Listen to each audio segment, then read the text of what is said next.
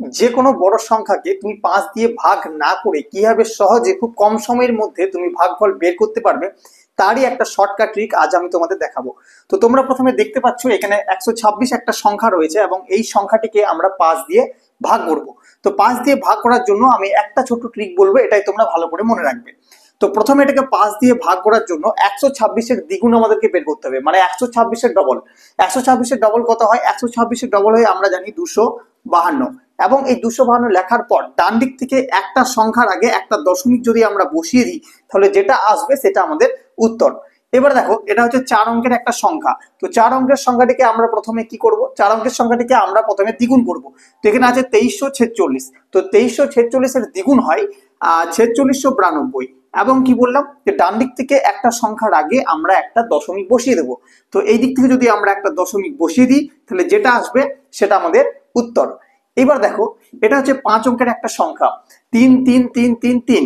5 অঙ্কের সংখ্যাটাকে আমরা যদি 5 দিয়ে ভাগ করতে চাই তাহলে কি করব না এটাকে দ্বিগুণ করব। দ্বিগুণ করার কত হবে? 6 6 6 6 6, টোটাল 5টা 6 এবং শেষ সংখ্যাটির আগে আমরা একটা দশমিক বসিয়ে দেব, তাহলে আমাদের উত্তরটা হয়ে যাবে। এইভাবে আমরা 5 দিয়ে কোনো সংখ্যাকে ভাগ না করেও খুব সহজে মাত্র 2 সেকেন্ডের মধ্যে কিন্তু আমরা ভাগফল অনায়াসে বের করে ফেলতে পারি।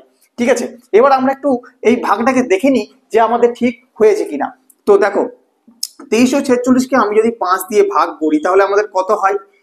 প্রথমে আমরা কত দিয়ে চালাবো? 4 দিয়ে চালাবো। 4 5 20 হয়, 20 লিখলাম। এবার 23 থেকে 20 বাদ দিলে হয় 3, নিচে রয়েছে 4, 4টা নামালাম। এবার 5 6 কত হয়? 5 6 হয় 30। ঠিক আছে, তো 4টা এখানে নামবে, বিয়োগ হয়ে 4 নামবে এবং পাশের 6টা এখানে নেমে যাবে। তাহলে কত হয়?